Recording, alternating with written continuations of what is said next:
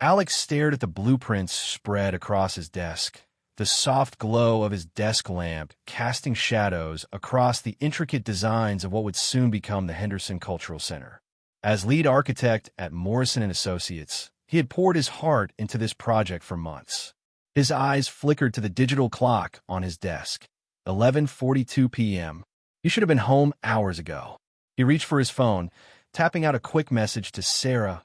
Almost done. Home in 30. Love you. The response came seconds later. Take your time. I'll wait up. Love you more. A smile crossed his face as he set the phone down. In just 3 weeks, Sarah would no longer be just his girlfriend of 6 years, but his wife. The thought still sent a flutter of excitement through him. Everything was falling perfectly into place. The venue was booked, invitations sent, honeymoon arrangements finalized. Even their future was meticulously planned. They'd live in their apartment for another year while saving for a house in the suburbs, then perhaps start thinking about children.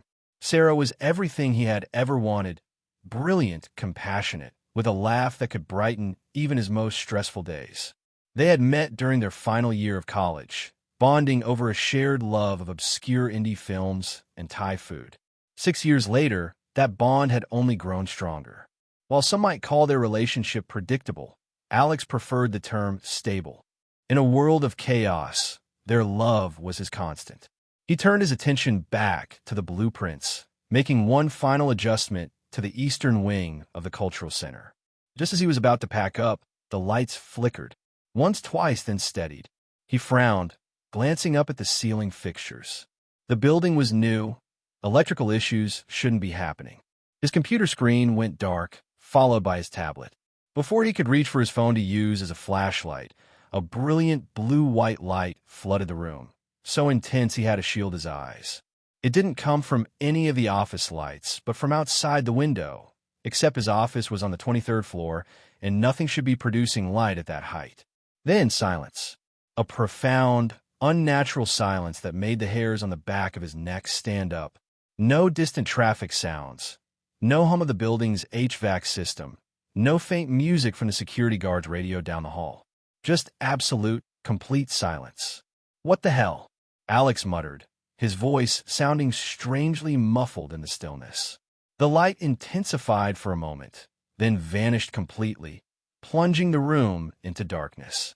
As his eyes adjusted, he noticed 2 silhouettes standing by the window, silhouettes that hadn't been there seconds ago. His heart hammered against his ribs as he fumbled for his phone, activating its flashlight. The beam illuminated 2 women, so identical they had to be twins, standing perfectly still beside his drafting table. Both appeared to be in their late 20s, with striking features that seemed almost artificially perfect. High cheekbones, full lips, and almond-shaped eyes that were a shade of violet he had never seen in human irises before. Their skin had a faint luminescence, as if lit from within. Their identical outfits, form-fitting suits made of a material that shifted colors slightly as they moved, like oil on water, seemed to pulse with a gentle light of their own. Alexander James Reynolds, one of them said, her voice carrying an accent he couldn't place. "We found you at last." Alex backed up until he hit the wall. "Who are you? How did you get in here?" His gaze darted to the door, which remained closed and locked. The twins exchanged a look that seemed to contain an entire conversation. "I am Lyra," said the one who had spoken first, her demeanor serious and measured. "And I am Vesper," said the other, with a slight curl to her lips that wasn't quite a smile. Where Lyra stood rigid and formal, Vesper had a more fluid posture, her head slightly tilted as she studied Alex with unabashed curiosity. "We're for what you would call the Cygnus X, 1 Sector 7, Lyra continued, as casually as if she were naming a neighboring city. "And we have traversed 17 galaxies to find you, Alexander." Alex's mind raced through possible explanations. A prank orchestrated by his co-workers, a bizarre marketing stunt, perhaps even a hallucination brought on by exhaustion. But none of these explained how they had appeared in his locked office, 23 floors above the street. Find me? Why would anyone, anything, from another galaxy be looking for me? He tried to keep his voice steady. Vesper stepped forward, moving with an eerie grace that seemed almost choreographed. Because you bear the energy signature. 1 in 10 trillion beings possess it. We've been searching for eons. Energy signature, Alex echoed, feeling increasingly untethered from reality. Lyra raised her hand, and a holographic display materialized above her palm. Complex patterns of light that reminded Alex of architectural blueprints, but far more intricate and constantly shifting. This is your neural spiritual pattern, captured when we first detected your signature from our observation post on your moon.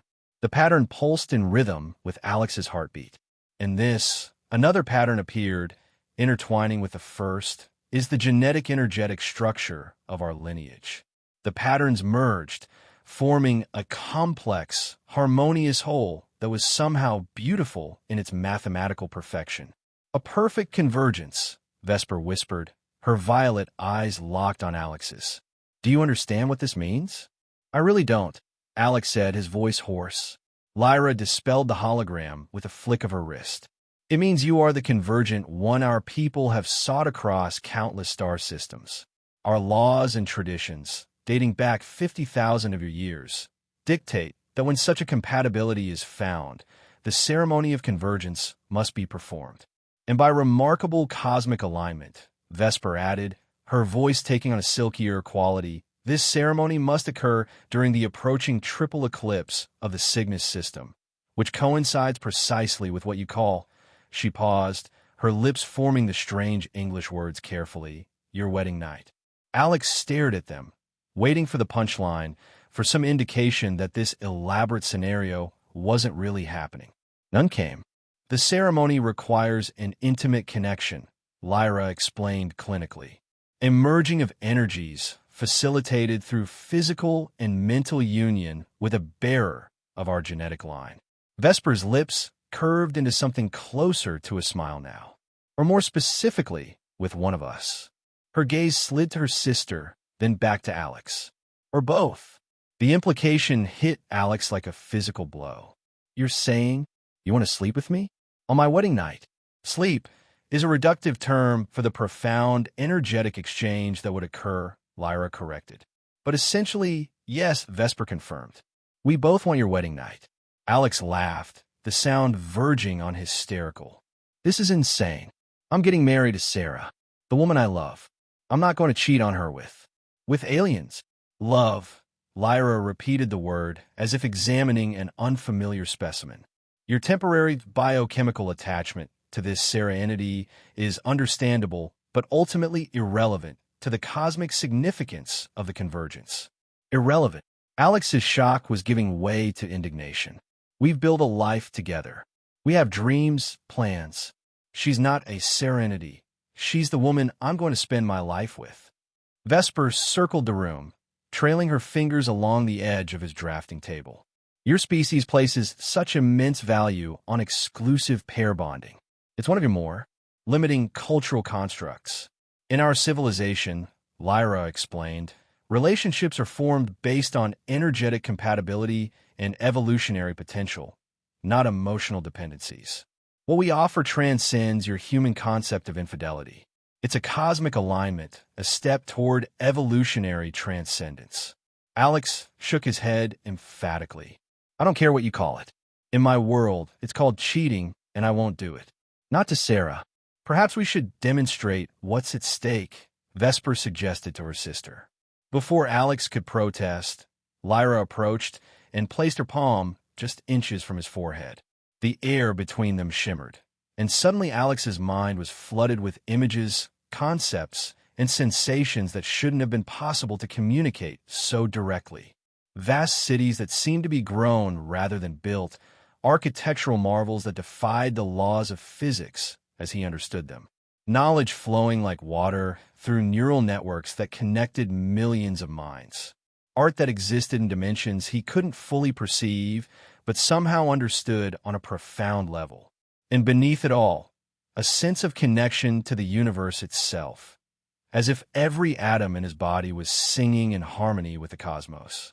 When Lyra withdrew her hand, Alex gasped, stumbling backward until he hit his desk chair and collapsed into it. The experience had lasted only seconds, but felt like he'd absorbed years of knowledge. That, Lyra said quietly, is a fraction of what the convergence offers. Not just to you, but eventually to your entire species. Alex sat in stunned silence, his mind reeling from the implications. The architect in him was captivated by what he had glimpsed, structures and concepts that could revolutionize his field, his world. The human in him was terrified by the price of that knowledge. We will give you time to consider, Lyra announced. The triple eclipse occurs in exactly 21 of your days. We will return periodically to address your questions and concerns. But know this, Vesper added, her violet eyes gleaming in the dim light. The opportunity for convergence occurs once in many lifetimes. To reject, it is to sacrifice potentials you cannot yet comprehend. Before Alex could respond, the blue-white light flashed again. When it faded, the sisters were gone, leaving him alone in his office with his blueprints and a decision that suddenly made choosing wedding cake flavors seem trivial by comparison. The computer and lights flickered back to life as if nothing had happened. Only the lingering scent of ozone and a faint, musical hum that seemed to reverberate in his bones suggested that the encounter had been real. Alex drove home in a daze, his mind replaying the impossible meeting over and over. By the time he reached the apartment, he had almost convinced himself it had been a stress-induced hallucination, until he found a small crystalline object on the passenger seat of his car that definitely hadn't been there before.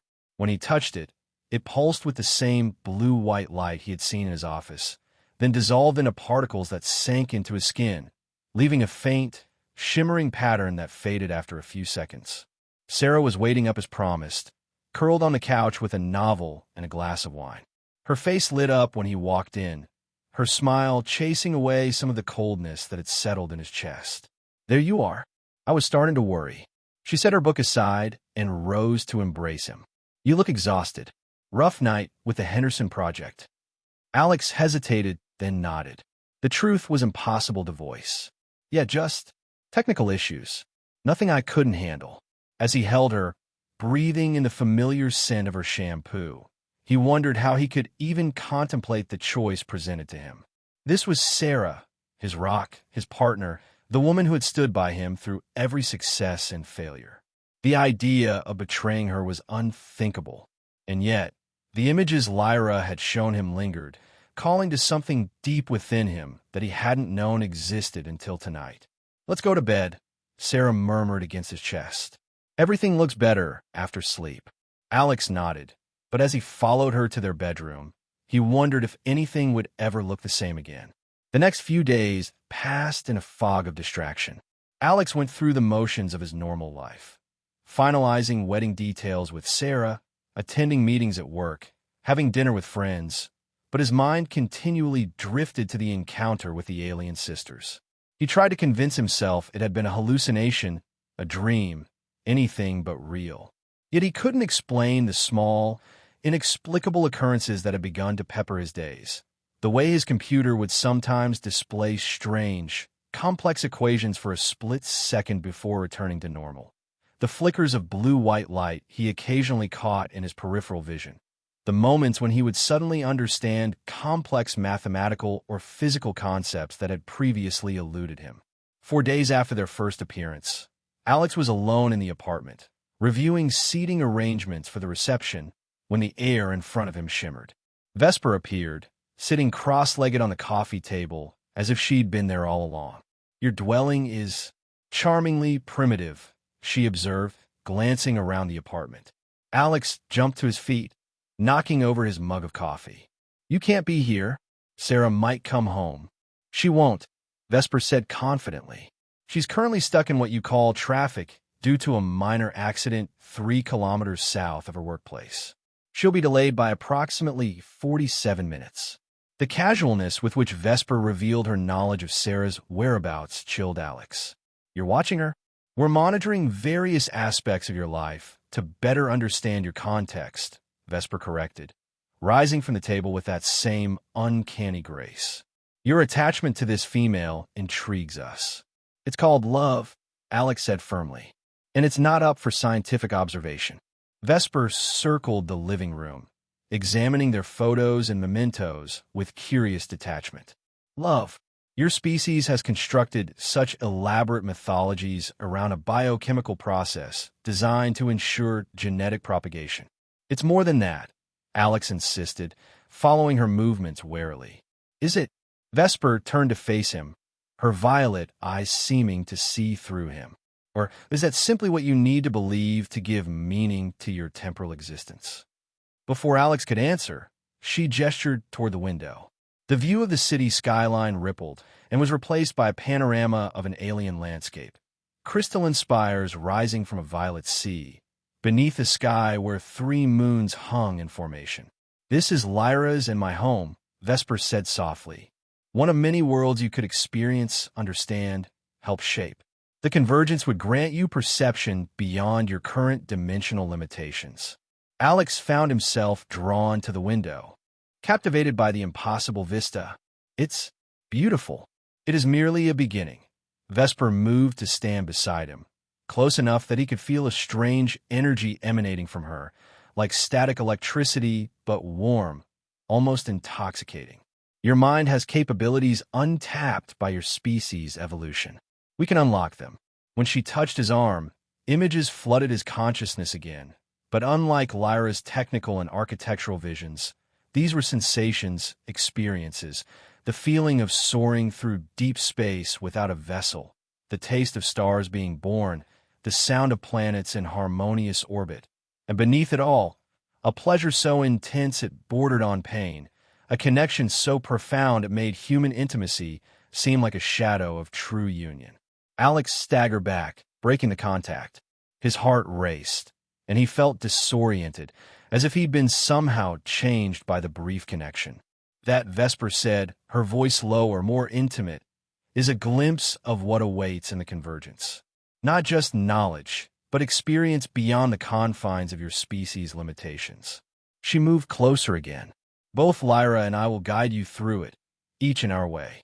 My sister offers the path of knowledge. I offer the path of experience. Together, we offer completion. Stop. Alex managed, his voice hoarse. I can't. Vesper's head tilted slightly. Or won't allow yourself to? Before he could answer, she glanced toward the door. Your serenity approaches. Earlier than anticipated. She stepped back.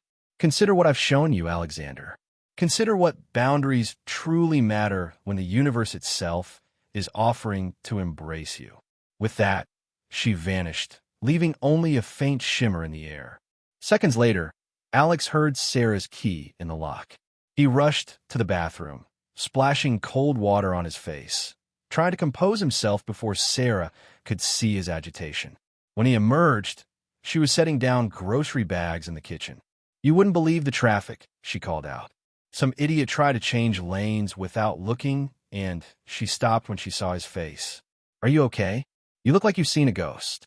Just a headache, he lied, helping her with the groceries to avoid meeting her eyes. Stress from the Henderson project.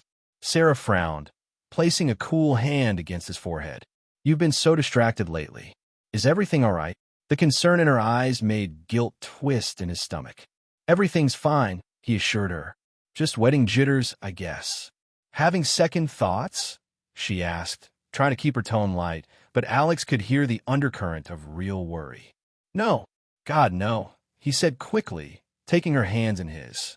Marrying you is the one thing I'm absolutely certain about.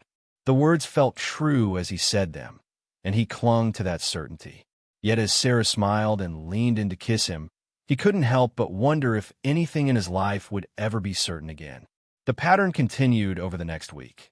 Lyra and Vesper appearing randomly when Alex was alone, each offering different glimpses of what the convergence promised. Lyra showed him technologies and scientific understandings that would advance humanity by centuries.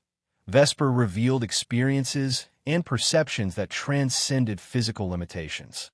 Each encounter left Alex more conflicted than the last. The rational part of his mind, the architect, the planner, was captivated by the knowledge and possibilities they offered. The emotional part, the human, the lover, recoiled at the thought of betraying Sarah and the life they had built. Meanwhile, his relationship with Sarah grew increasingly strained. He became distracted during conversations, jumped when his phone rang, and woke in the middle of the night from dreams he couldn't or wouldn't remember. Sarah noticed the changes, her initial concern gradually giving way to suspicion and hurt. 10 days before the wedding, Alex was working late again, deliberately avoiding going home to face Sarah's increasingly direct questions. Lyra appeared beside his desk, her presence now almost expected.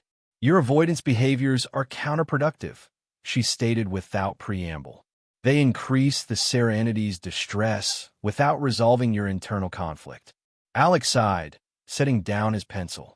"Her name is Sarah. Just Sarah. And I'm not avoiding her. I'm working." "Falsehood," Lyra countered calmly. "Your productivity has decreased by 67% since our arrival. You're using work as a shield against emotional confrontation." Alex couldn't argue with her assessment. "What do you expect from me? You've turned my life upside down. I was happy, content. Now I can't sleep, can't focus, can't look Sarah in the eye without feeling like I'm keeping the biggest secret in the universe from her." "You are," Lyra pointed out logically. Alex ran his hands through his hair in frustration. "That's not helpful." Lyra studied him with clinical interest. "Your species' attachment to binary moral frameworks limits your cognitive flexibility. The choice before you transcends your cultural constructs of fidelity and betrayal." "Easy for you to say," Alex muttered. "You're not the one who has to make the choice." "Incorrect. Vesper and I have already made significant sacrifices to locate you and establish contact. The energy required to maintain interdimensional presence on your plane has consequences for our physical forms in our dimension." This was new information. "What kind of consequences?"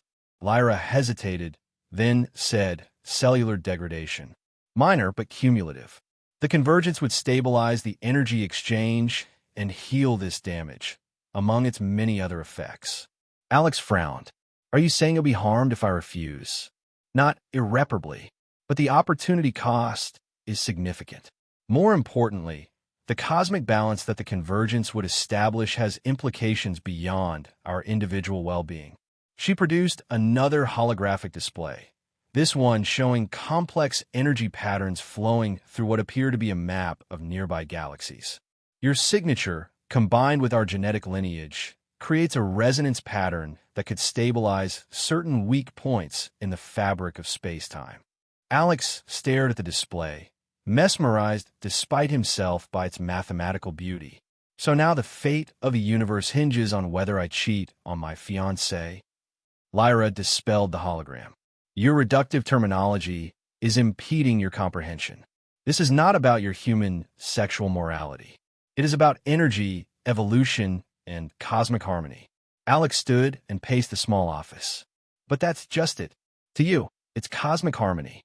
To me, it's betraying the woman I love on what's supposed to be the most special night of our lives together."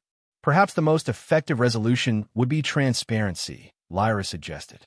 "Explain the situation to the Sarah entity. Allow her to understand the cosmic significance." Alex let out a bitter laugh. "Right. Hey, honey, 2 aliens want to sleep with me on our wedding night to save the universe. You're cool with that, right?" "Your sarcasm indicates you find this suggestion impractical," Lyra observed. "You think?" Alex shook his head. "Sarah would either think I've lost my mind or that I'm making up the most elaborate excuse ever to cheat on her. Then you acknowledge that regardless of your decision, your relationship with the Sarah entity faces significant challenges." The blunt assessment hit Alex like a physical blow. He sank back into his chair, suddenly exhausted. "Yes," he admitted quietly. "I suppose I do." Lyra moved closer, her expression softening slightly. "Alexander, the convergence is not offered lightly. In 50,000 years, only 17 convergent ones have been identified across all galaxies we have explored. Each has led to evolutionary leaps for all involved species. Your signature is the strongest we have ever encountered." For a moment, Alex felt the weight of it all. Not just his personal dilemma, but the cosmic significance Lyra described. "I need time," he said finally. "This is too much." "Time is precisely what is limited," Lyra reminded him. "The triple eclipse occurs in 10 days. The opportunity cannot be recreated artificially. I understand that, Alex said, a new edge in his voice. But I won't be rushed into this decision, cosmic consequences or not. Lyra studied him for a long moment, then nodded. We respect your process, but know that as the eclipse approaches, the energy fields will intensify. Your awareness of the connection will become more acute, more difficult to resist. With that cryptic warning, she vanished, leaving Alex alone with his thoughts once more. When he arrived home that night, he found Sarah sitting at the kitchen table, a glass of wine untouched before her, and a determined expression on her face. "We need to talk," she said simply. Alex's heart sank.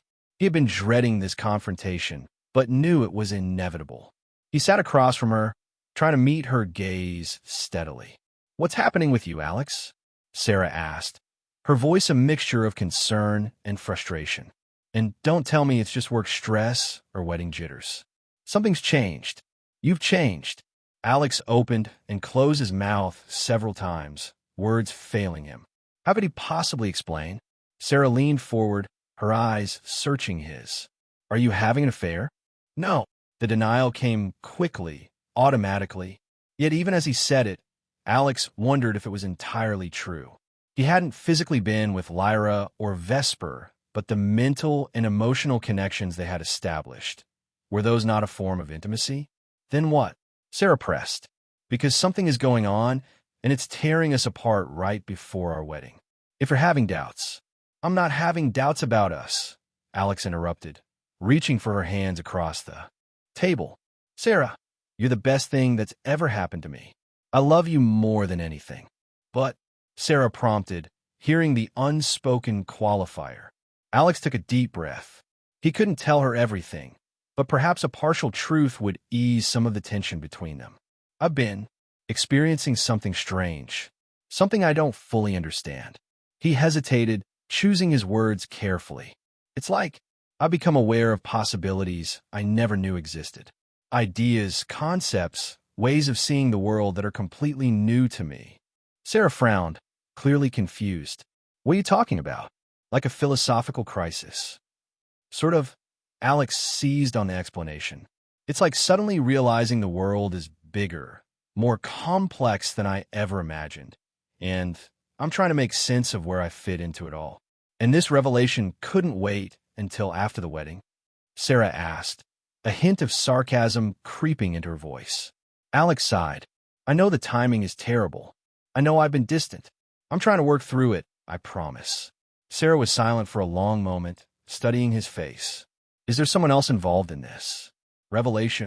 The question cut too close to the truth. Alex hesitated just a fraction too long. Sarah pulled her hands away from his. "Isn't there? It's not what you think," Alex said quickly. "Then what is it?" Sarah's voice rose. "Because from where I'm sitting, it looks like my fiancé is pulling away from me right before our wedding, having some kind of existential crisis involving other people he won't tell me about." "They're not." Alex stopped himself, realizing his mistake too late. "They?" Sarah stood up abruptly. "So there's more than one other person involved in whatever this is?" "Sarah, please." Alex rose as well, reaching for her. "It's complicated and I can't fully explain it right now. But I swear to you, I'm not having an affair." Sarah stepped back from his touch. "Then explain it to me. All of it." Right now, Alex felt trapped. The full truth would sound insane. Partial truths were clearly making things worse. "I can't," he admitted finally. "Not yet. But I will after I've figured some things out. I just need a little time." Sarah's expression hardened. "Time is something we don't have much of, Alex. The wedding is in 10 days. So you need to figure out whatever this is and fast." She picked up her purse from the counter. "I'm going to stay with Lisa tonight. I need space to think." "Sarah, don't go," Alex pleaded. "Let's talk this through." "That's just it," Sarah said, her voice breaking slightly. "You're not talking to me. Not really. And until you're ready to be honest about whatever's going on, I don't see how we can fix this." She walked to the door, then turned back. "I love you, Alex. But I won't marry someone who's keeping secrets this big from me." The door closed behind her with a quiet click that somehow felt more final than a slam would have. Alex stood in the kitchen, the silence of the apartment pressing in on him. "She's right to question." Vesper's voice came from behind him. Alex spun around to find her lounging on the sofa, watching him with those unsettling violet eyes. "Did you hear all that?" he demanded. "We hear everything," Vesper replied simply. "Your pain resonates across dimensions." "Great. Cosmic eavesdropping. Just what I needed." Alex sank into a chair, suddenly too exhausted to even be surprised by her appearance. "The Serenity's departure creates a simpler path forward," Vesper observed, "without the immediate conflict of her presence." "Stop." Alex cut her off. "Just stop. Sarah isn't gone. She just needs space. And I'm going to fix this." Vesper tilted her head. "How? Will you tell her the truth?" "I don't know," Alex admitted. "But I'm not giving up on us." "Fascinating," Vesper murmured. "Even faced with evolutionary transcendence, you cling to this temporal bond." She rose and moved toward him with her uncanny, fluid grace. "Do you know what Lyra and I find most intriguing about your species? Your capacity for self-deception. You pretend your choices are dictated by moral absolutes, when they are merely conditioned responses to cultural programming. Is that what you think love is? Cultural programming?" Alex asked bitterly. "I think," Vesper said, stopping directly in front of his chair, "that what you call love is beautiful but limited, a shadow of what connection can truly be." Before Alex could respond, she placed her hand on his chest, directly over his heart. Unlike the previous mental connections, this touch sent a surge of sensation through his physical body, a pleasure so intense it was almost unbearable, combined with a sense of expansion, as if his consciousness was suddenly too vast for his skull. When Vesper removed her hand, Alex gasped, nearly falling from his chair. "That," she said softly, "is the merest fraction of what awaits in the convergence. Not just for your mind, but for your entire being." She stepped back, her expression unreadable. "The triple eclipse approaches. The energy patterns intensify. Soon, you will feel them even without our presence." "What does that mean?" Alex asked, still trying to catch his breath. "It means your decision time shortens," Vesper answered. "The universe itself will soon begin to exert its influence on this choice." With that enigmatic statement, she vanished, leaving Alex alone with his thoughts and the lingering sensation of that otherworldly touch. The next week passed in a blur of increasing tension. Sarah returned home after 2 days, but a wall had formed between them. They moved through wedding preparations like actors following a script, going through the motions while the real drama played out in silent glances and careful distances maintained. Meanwhile, as Vesper had warned, Alex began to experience the approaching convergence even without the sisters' direct presence. Strange dreams filled his nights, visions of stars being born and dying, civilizations rising and falling across galaxies, and always, at the center, a triumvirate of energies intertwining in perfect harmony. He would wake gasping, his body humming with an energy that didn't feel entirely his own. During daylight hours, he found himself perceiving things differently. Colors seemed more vibrant, patterns more significant. Once, while reviewing blueprints, he suddenly understood how to solve a structural problem that had been plaguing the Henderson project for months. The solution appearing in his mind fully formed, with mathematical precision that went beyond his normal capabilities.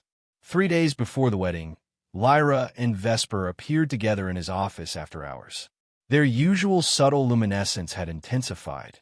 They seemed to shimmer at the edges, as if struggling to maintain solid form in his dimension. "The triple eclipse begins," Lyra announced without preamble. "The energy fields are aligning. We require your decision," Vesper added. "Will you join us in the convergence?" Alex looked between them, feeling the weight of the moment. "What happens if I say no?" "Exactly."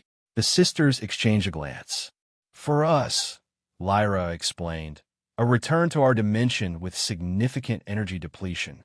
A missed opportunity that cannot be recreated for at least 700 of your years. For you," Vesper continued, "a return to your limited existence, though not unchanged. The awakening we have initiated cannot be fully reversed. You will live with glimpses of what might have been, with occasional breakthroughs in perception and understanding. And for the universe, Alex pressed. Continuation, Lyra said simply. But without the stabilizing resonance the convergence would create, certain weak points in the fabric of space-time will remain vulnerable. Not an immediate catastrophe, but a missed opportunity for harmonic strengthening. Alex considered this. And if I say yes, what happens to Sarah? Your physical form would temporarily depart this dimension during the convergence, Lyra explained.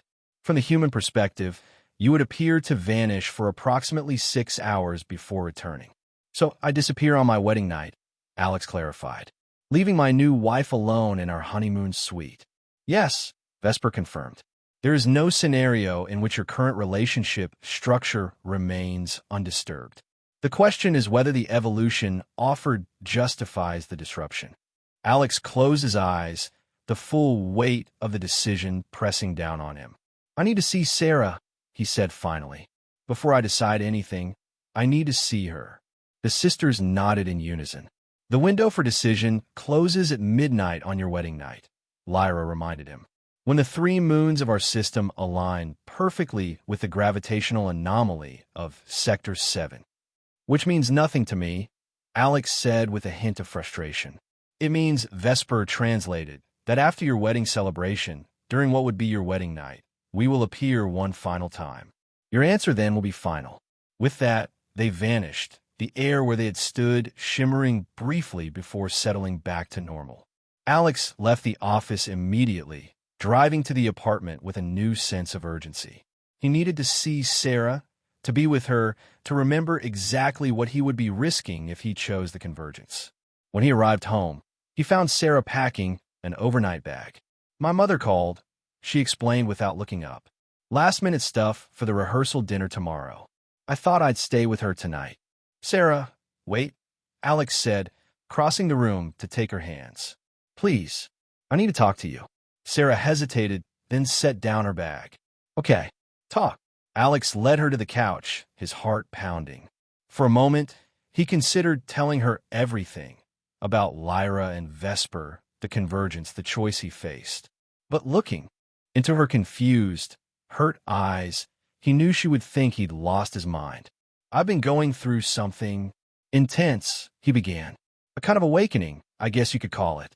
And I've been trying to handle it on my own because I thought I could figure it out without disrupting our lives. But I was wrong. Sarah studied his face. An awakening? What does that even mean, Alex? It means I've been experiencing things, realizations, insights that have made me question, not us, he added quickly, seeing her expression, but my understanding of reality, of what's possible. He squeezed her hands. Sarah, there's so much more to the universe than we realize. So much more than I ever imagined. You're not making any sense, Sarah said, pulling her hands away. This sounds like some kind of spiritual crisis, but you've never been spiritual. You're the most pragmatic person I know. I know how it sounds, Alex admitted, and I can't explain it fully, not yet. But I need you to know that whatever I'm going through, my love for you hasn't changed. Sarah stood up, crossing her arms defensively. How can you say that? Everything has changed. You've been distant, secretive. You disappear into your thoughts, even when we're together. And now, 3 days before our wedding, you're talking in riddles about awakenings and realizations, but still keeping secrets. Her voice broke slightly.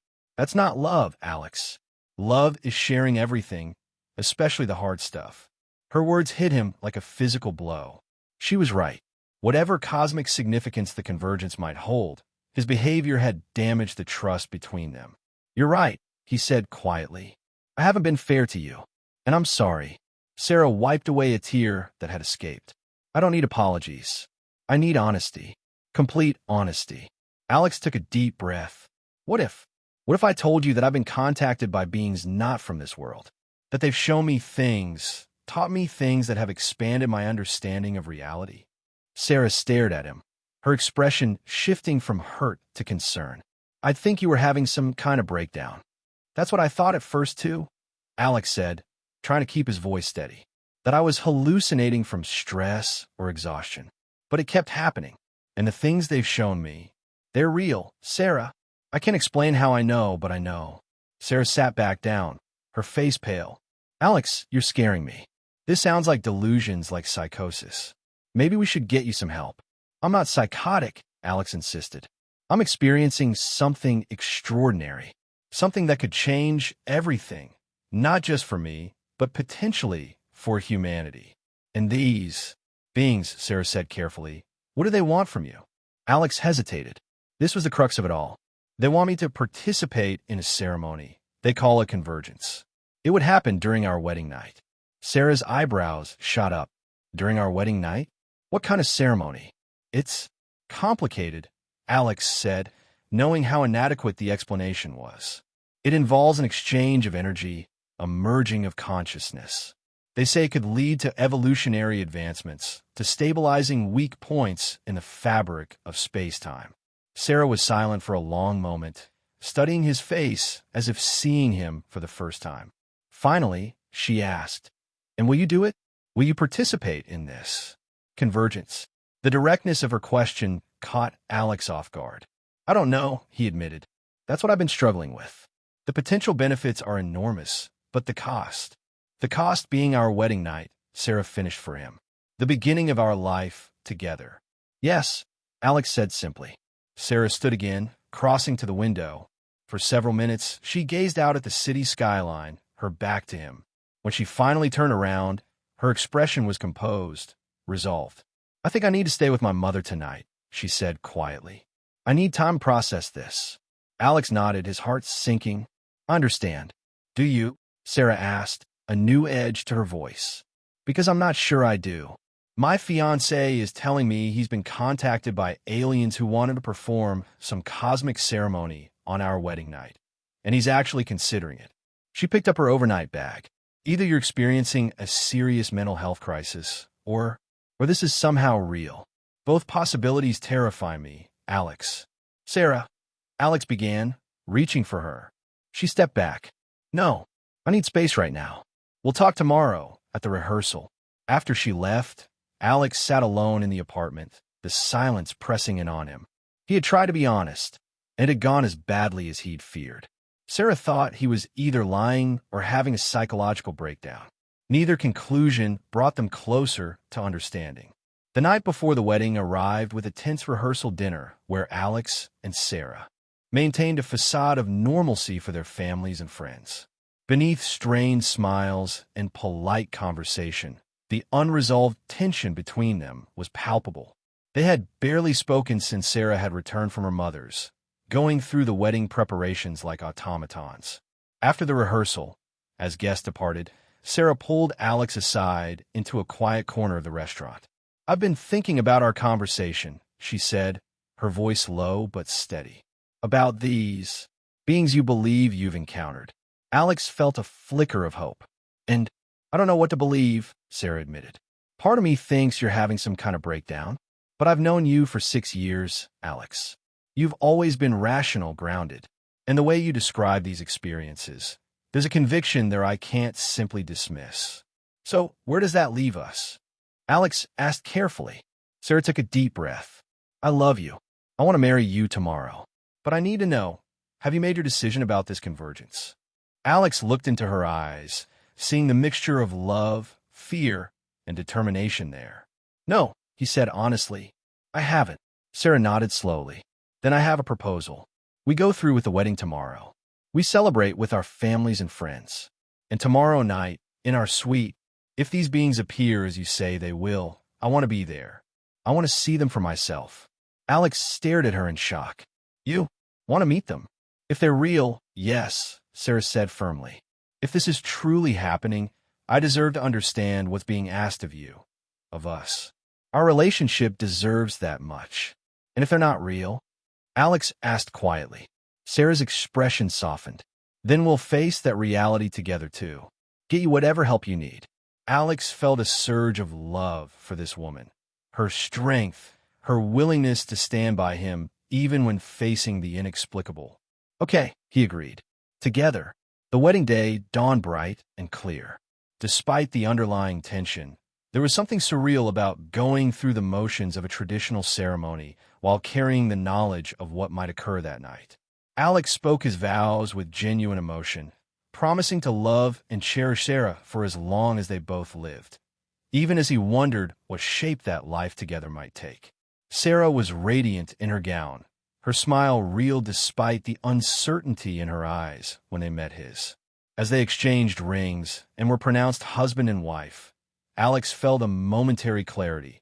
Whatever cosmic significance the convergence might hold, what he shared with Sarah was real and precious. The reception passed in a blur of congratulations, dancing, and champagne toasts. Through it all, Alex felt an increasing awareness of energy building around him, subtle vibrations that seemed to resonate with his very atoms, a heightened perception that made colors more vivid, sounds more complex, as if the universe itself was gradually shifting into sharper focus. By the time they reached their honeymoon suite at the Grand Plaza Hotel, Alex's skin was humming with energy. The digital clock on a nightstand read 11:17 p.m., less than an hour until midnight. Sarah moved around the suite, admiring the champagne and flowers that had been prepared for them, her wedding dress rustling softly. She turned to Alex, who stood rigid near the door. "So," she said, a slight tremor in her voice betraying her nerves, "how does this work? Will they just appear?" "Something like that," Alex said, his mouth dry. "Usually there's a light first, then," as if on cue, a blue-white glow began to emanate from the center of the room, building in intensity until both Alex and Sarah had to shield their eyes. When it faded, Lyra and Vesper stood before them, their forms more solid, more present than Alex had ever seen them, as if the approaching alignment was strengthening their connection to this dimension. Sarah gasped, stumbling backward until she hit the edge of the bed and sat down hard. "Oh my God," she whispered. "They're real. You weren't. They're actually real." The alien sisters regarded Sarah with curious interest, then turned their attention to Alex. "You have brought your mate to witness," Lyra observed, her tone neutral. "I wanted her to understand," Alex explained. "This affects her too." Vesper moved closer to Sarah, studying her with unabashed curiosity. "Your biological compatibility with Alexander is impressive by human standards. Your offspring would likely possess favorable genetic attributes." Sarah's eyes widened. "I thank you? I think. She's not my mate," Alex corrected. "She's my wife. My partner." Semantics Lyra dismissed. More relevant is the fact that the triple eclipse has begun. The cosmic alignment reaches its apex in exactly 43 minutes. She gestured, and a holographic display appeared between them, showing 3 celestial bodies moving into perfect alignment. The opportunity for convergence will reach its optimal point at that time.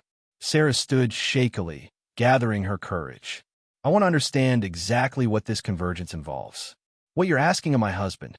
Lyra and Vesper exchanged a glance, seeming to communicate silently. "The ceremony of convergence," Lyra began, "requires Alexander to temporarily transition to our dimensional plane. His energy signature, combined with our genetic structure, creates a resonance that can stabilize weak points in the cosmic fabric. The process involves complete merger," Vesper added, her violet eyes shifting from Sarah to Alex. "Physical, mental, spiritual, a total union of energies." "So, it is sexual," Sarah said bluntly. "By your human understanding, yes," Lyra confirmed. "Though that is a reductive interpretation of a multidimensional energy exchange." Sarah turned to Alex, her expression a complex mixture of hurt, anger, and disbelief. "They want you to sleep with them on our wedding night, and you're actually considering it." "It's more complicated than that," Alex began. "Is it?" Sarah challenged. "Because it sounds exactly like what I feared. You've been enchanted or manipulated or whatever by these beings, and now you're willing to throw away everything we've built for some cosmic one-night stand." "Sarah, please." Alex moved toward her, but she backed away. "No, I tried to understand. I really did. But this," she gestured at Lyra and Vesper, "this is too much to ask." Vesper observed their exchange with clinical interest. "Your emotional attachment is causing decision paralysis, she noted to Alex. Perhaps it would be more efficient if we demonstrated what the convergence truly offers. Before anyone could react, Vesper raised her hands. The air in the suite shimmered, and suddenly the walls, ceiling, and floor seemed to dissolve, revealing a vast cosmic panorama surrounding them. Stars wheeled overhead, galaxies spiraled in the distance, and currents of energy flowed visibly through the fabric of space like rivers of light. This is reality. Lyra's voice seemed to come from everywhere at once. Not just your limited three-dimensional perception of it, but as it truly exists across all planes. The convergence would grant you permanent access to this perception and more. Sarah stumbled backward, her hand clutching at her throat. "Make it stop," she whispered. "Please make it stop." The cosmic vision continued, expanding to show patterns of energy connecting all matter, threads of probability branching and merging across dimensions, the universe as a living, breathing entity of incomprehensible complexity and beauty. "Stop it," Alex shouted, seeing Sarah's distress. "You're frightening her." The vision collapsed, the hotel suite reasserting itself around them. Sarah sat on the edge of the bed, trembling visibly. "Fascinating," Vesper murmured. "The Serenity's neural structure is incompatible with expanded perception. This explains your hesitation, Alexander. Your attachment to her limits your evolutionary potential." "That's not," Alex began, but Sarah cut him off. "I think I understand now," she said quietly, her voice steadier than Alex expected. She looked up at him, her eyes shining with unshed tears. "This is a choice between worlds, isn't it? Between the life we plan together and whatever they're offering you." Alex knelt before her, taking her hands in his. "Sarah, I love you. That hasn't changed. But something else has," she said gently. "I saw it in your eyes when that vision appeared. You weren't frightened like I was. You were enraptured." She touched his cheek softly. "You want to go with them, don't you?" The directness of her question struck Alex to his core. In that moment, faced with her perception, he couldn't lie. Not to her, not to himself. "Part of me does," he admitted. "The knowledge they've shown me, the possibilities, it's beyond anything I could have imagined." Sarah nodded slowly, a tear finally escaping to trail down her cheek. "And the other part?"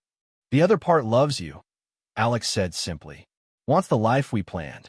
Doesn't want to hurt you." Lyra stepped forward, her expression solemn. "The triple eclipse reaches its apex in 17 minutes. A decision must be made." Sarah stood, wiping away her tears. She looked at the alien sisters, then back to Alex. "All my life, I believed in true love, in fate, in the idea that some people are just meant to be together." She took a deep breath. "But maybe I was thinking too small. Maybe some people are meant for something bigger." "Sarah," Alex began, but she placed a finger on his lips. "Let me finish. I love you, Alex. Enough to want you to be happy, to fulfill whatever destiny is calling to you." She stepped back, removing her wedding ring. "If this is truly what you're meant for, I won't stand in your way." Alex stared at the ring in her palm, stunned by her sacrifice. "I can't ask you to do this." "You didn't ask," Sarah said with a sad smile. "I'm choosing, just like you have to choose." Lyra and Vesper watched this exchange with evident fascination. "The human capacity for self-sacrifice is remarkable," Lyra observed.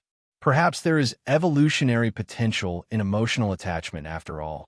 Vesper approached Sarah, studying her with new respect. "Your action honors the cosmic balance. It will be remembered." Sarah gave a shaky laugh. "Great. Cosmic brownie points." Alex stood frozen between them. Sarah, representing everything he had known and loved. Lyra and Vesper, representing the unknown, the infinite possibilities that lay beyond human experience. "The apex approaches," Lyra announced. "Alexander, what is your decision? Will you join us in the convergence?" Time seemed to slow as Alex looked between them. In Sarah's eyes, he saw love, acceptance, and the quiet courage of letting go. In the alien sister's violet gaze, he saw the promise of evolution, of transcendence, of touching the fabric of the universe itself. The clock on the nightstand read 11:58 p.m. "I've made my decision," Alex said, his voice steady despite the storm of emotions within him.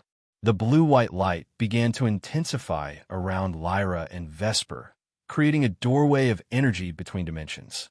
Through it, Alex could glimpse landscapes of impossible beauty, structures that defied physical laws, and patterns of light that called to something deep within his soul.